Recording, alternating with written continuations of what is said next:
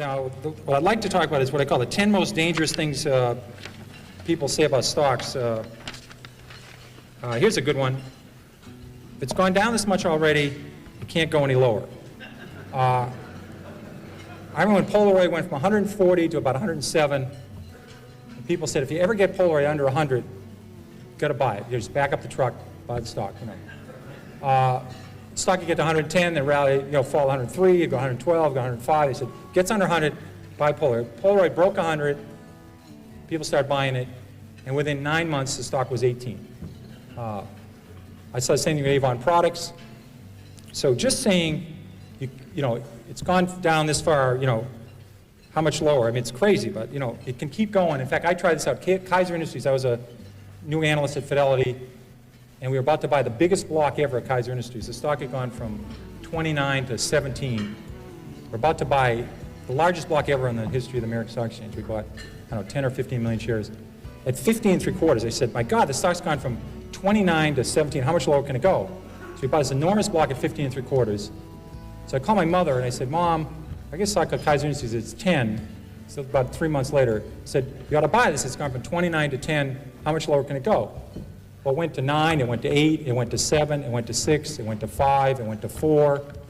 Now, fortunately for me, this happened very rapidly, or I'd be working at the Stop and Shop bag and behind the lines instead of Fidelity. So fortunately, this was compressed in only about 6 months. So I had to go to the fund manager and say, I was a little bit early on this at 15.75. We call this premature in the business. Had a correction, which is a euphemism for losing a lot of money rapidly. So I said, let's check this again. The stock's 4. They own 45% of Kaiser Aluminum. They own 59% of Kaiser Steel. They own 38% of Kaiser Cement. They own all of Kaiser Electronics, all of Kaiser Broadcasting, which had 7 TV sets. They own Jeep. They had Kaiser Fiberglass. I said about Kaiser Sand and Gravel. They had a bunch of other Kaisers, and they had no debt. Now, in this room, because I know Freeman Billings is very interested in financial stocks, no one's ever gone bankrupt without any debt. Now, that would take a real, I think you have to give some kind of distinguished service award to somebody who did that. But they had no debt, and I said, it's not going to go to 0. I was wrong when I said it can't go below 15. So we hung on, and within 3 years, they gave out the shares in Kaiser Steel, gave out the shares in Kaiser Cement, gave out the shares in Kaiser Steel and Aluminum, and they sold off all the businesses. You got about $55 a share. But if you didn't know the story, and the stock went from 15 to 11, and you're just saying how much lower can it go, when it went to 9, went to 8, you would have gone. So you can't just say it can't go any lower, because I saw Taco Bell go from 14 to 1 in 1974, and they had no debt and making 60 cents a share. There's a corollary to that that's even more dangerous. If it's gone this high already, how can it possibly go lower? Higher, sorry. That Philip Morris, adjusted for splits, sold for 12 cents in 1951. And then it goes to 60 cents in 1961. So it goes up 5-fold, and you say to yourself, how much, this never sold for that, but just for splits, you say, how much higher can this go? It's gone up 5-fold. They missed the power of Marlboro. They missed there's 220 countries in the world. They missed the cash flow of the company. They missed everything. This stock was a 100-bagger after going up 5-fold. But people sold it just saying, how much higher can it go? Can't go any higher. They did the same at Home Depot. They did the same with Toys R Us. I did the same thing with Toys R Us. Just saying it can't go any higher, it's gone this much already, that's very dangerous, and don't use that one. And it's a very bad thing to do. Eventually, they always come back. Here's another one that sucks. That's a technical stock market term we just use only in the stock market. The RCA just about got back to its 1929 price, was backed out by GE. Manville never came back. International Harvester, even with its name changed and adjusted for splits, hasn't got all the way back yet. Western Union, double knits, remember those wonderful things, floppy disks? They don't have to come back, but they say eventually they always come back. Not true. Here's a great one. It's $3. How much can I lose? This is a great one.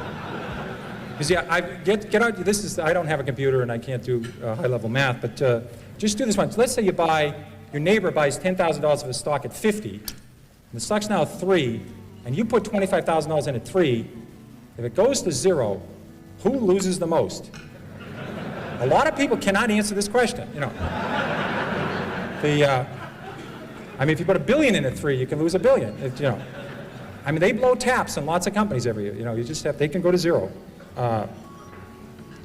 Here's a good one that helped me a lot. It's always darkest before the dawn. This business is terrible. It's awful. You ought to buy the group. This is not a good way of making money. Here's one you're probably talking about before lunch, freight car deliveries. In 1979, there was 96,000 freight cars delivered in the United States. 2 years later, it fell to 45,000, the lowest in 23 years. It goes from 96,000 to 45,000. People say business is awful, it's horrible, pathetic. Then it falls to 25,000. They say, just load up. There's about 15 opportunities to lose money. There's about 15 suppliers of freight cars, 15 manufacturers. Business was awful. Well, last year we shipped 7,000 freight cars in the United States. The business just continued to be miserable. And I'll give you one that's there's even greater opportunity to lose money on. Energy services industry. This, we all had a great opportunity to get our heads handed to us. In 1982, there was 11,000 of those oil rigs drilling those holes all over Oklahoma and Texas and Colorado. We used to have the rig count every week. And the rig count fell from 11,000 in 82 to 6,000 in 83. Then it fell a little bit lower in 84. And there's hundreds and hundreds of companies here. Companies that made the muds and did the downhole stuff, the fracturing companies, the well companies, all the measurement companies, the Schlumbergers, the bit companies. Lots of opportunities to lose money here. There's an equal opportunity here for serious losses. And the people said, listen, the business is terrible, let's buy these groups. Well, the rig count was only 1,000 3 years ago. So it went from 11,000 to 6,000 to 5,000, then 8 years later it was under 1,000. The industry really started to turn about 2 years ago. So just saying the business can't get worse. I was lucky enough, in addition to having the metals industry in Star Fidelity, I had the textile industry, which is a great group to follow. Because you follow companies like J.P. Stevens, was founded in the 18th century, and West Point Pepperell was founded in the 18th century. Burlington Industries was one of the new companies that was founded in 1904. These people have been through recessions, depressions, world wars. They've seen it all. There's a great expression in the textile industry. It's always darkest before pitch black. Now that's a good one to remember, because when business is terrible, it can get considerably terrible. It can get terrible to the power of 6. And I love those numbers on freight car deliveries. You ever watch, I love the show Jeopardy. You ever watch Jeopardy and people come out, they will know those numbers. Remember, they'll know the numbers. And they'll know, you know, what country Box took his first vacation in, and they'll know Phil Rizzuto's batting average and what his wife's first name was, and they'll know the stock symbols of Xerox before it was Haloid, or, you know, they know everything. And you watch the show, and you feel like an absolute idiot watching the show, because they answer all these questions. But they're really smart. I've owned this stock before, King World. Right after it, they show Wheel of Fortune. And what happens is they'll have this word up there, and it'll be TH, and there's a T, and it's I buy a vowel here, I buy a U, you know, buy an I, and you know, Vanna spins the wheel, and they buy the A, and you know, you're redeemed by watching the Wheel of Fortune after feeling like an absolute jerk on the Jeopardy game, and it's really smart. When I rebound to 10, I'll sell. Here's a great rule.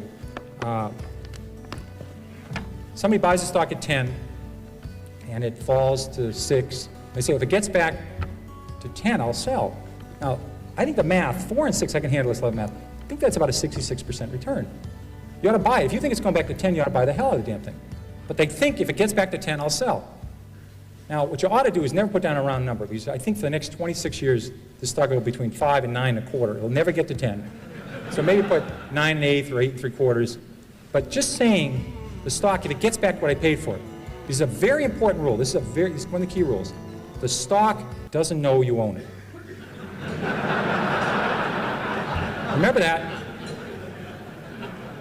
You could be a miserable person. You could have, you know, never helped anybody, never done anything right, had 67 spouses, never done anything right. If you own Coca-Cola the last 50 years, it's gone up 300-fold. You could be the greatest human in the world, help Special Olympics, help the mentally challenged, help poor people, help AIDS people. If you own Bethlehem Steel, it's lower than it was 30 years ago. It's not your fault. Don't take this personal, you know. But people treat stocks sometimes like their grandchildren or a puppy. I mean, they think the stock knows who you are. You know, it's, you know, it doesn't work that way. What may worry? I own conservative stocks. I don't have to worry. I own conservative stocks. I remember when Con Ed fell 80%, then tripled. Public Service Indiana went down 90%. Gulf States Utilities, Long Island Lighting. This may be an oxymoron. We had Quality Texas Banks that went to zero. We had Quality New England Banks that went to zero. These were companies that have been around for 150 years, 120 years. Saying I own conservative stocks, I don't have to worry. And I've seen a lot of people that inherit a stock from somebody. They'll say, you know, my mother said on her deathbed, don't sell the Long Island Lighting. You know, you always wondered, you know, she's going to heaven, or hopefully where she's going to heaven. You know, they talk about a Little League game or a vacation or a game of hearts they had, or imagine talking on your deathbed about Long Island Lighting. And you say, well, you know, but you get these stories all the time. And I think your mother would have noticed, she wouldn't have sold at 29, but she would have noticed they had this little plant that was about $6 billion over budget, no one wanted it, and wasn't working, and Long Island stopped growing. So maybe she would have turfed it at 22 or got out at 18. She wouldn't have let it go to 4. You know, so just because you inherit some stock and it's so-called conservative, like Eastman Kodak fell 75%, IBM fell 75%, don't tell anybody you own a conservative stock. Companies are very dynamic. I don't buy that argument. Here's a very dangerous one. Look at all the money I've lost. I didn't buy it. People do this all the time. They say, I didn't own Blockbuster, I didn't own Home Depot, I didn't own Toys R Us. Eric, it was very nice to say some nice things about when I came up here, and Manny has been nice to me. I literally, in one of my books, listed on 2 pages, in the 13 years I ran Magellan, I listed, I think about 200 stocks, A through L, on the New York Stock Exchange. They went up tenfold or more that I didn't own while I ran Magellan. I had owned lots of stocks. I listed 200 stocks A through L. I stopped at the letter L, and I didn't own any of these shares. They went up tenfold or more, and I was able to do okay with Magellan. And people worry all the time about missing Microsoft, missing Western Digital, missing United Airlines. They spend all their time worrying about stocks they miss. You cannot lose money in a stock you don't own. That's a very important. The only way to lose money is buy a stock, have it go down, and sell it. That's the only way. And I swear that people, their spouse has to cut out the newspaper in the morning, cut out the C's, and the person will look at the M's. Oh my God, Microsoft's up 3. You know, I was going to buy 1,000 shares of Microsoft. I lost 3,000 of Microsoft last night while I was sleeping. You know, I was going to buy 7,000 shares of National Semiconductor at 10. It's now 17. I just lost $49,000 on National Semiconductor. They do this all the time. They have to cut holes. Thank God Blockbuster finally went away, because that was early in the alphabet. People would always be looking how much they lost on Blockbuster. I missed that one. I'll catch the next one. That usually does not work. Toys R Us, there was a lot of copycats of Toys R Us. There was Child World, there was Lionel, there was copycats of Home Depot. Buying the next of something usually doesn't work. It's very bad. It's like buying on dips. I think it's always better to buy from dips. I always thought it was a better rule than buy on dips. You may have to explain this to some other people.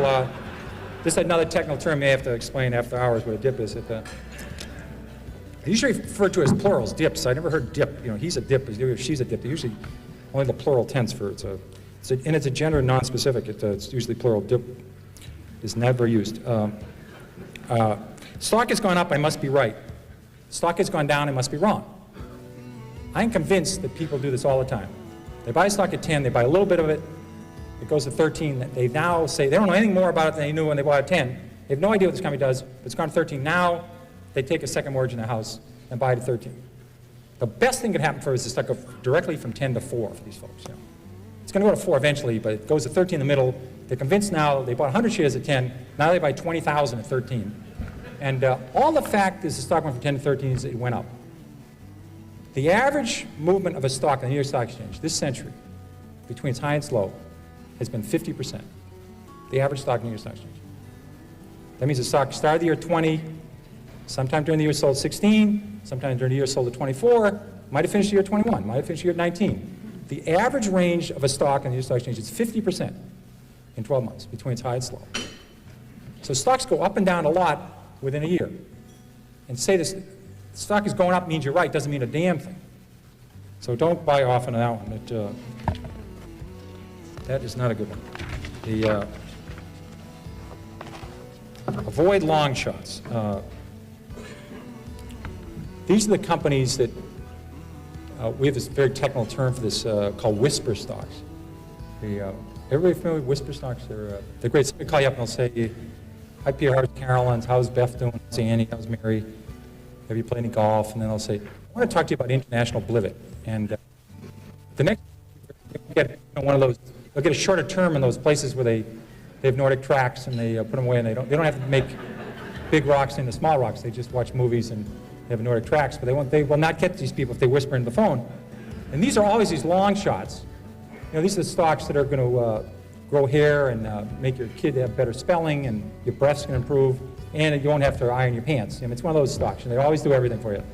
But they're missing, they don't have any sales yet. You know, that's the missing element to the story. The story is sensational. There's no profits here, no sales yet, but my God, if this works, it's going to be the next Xerox, you know, and it's going to help Murr in space and everything. It's a very, very good deal. Now, this is not a long shot. This is a no shot. You have to separate these out. I've tried 30 of these. I have never broken even on a long shot. Never. I've made 25, 30 times my money on some stocks.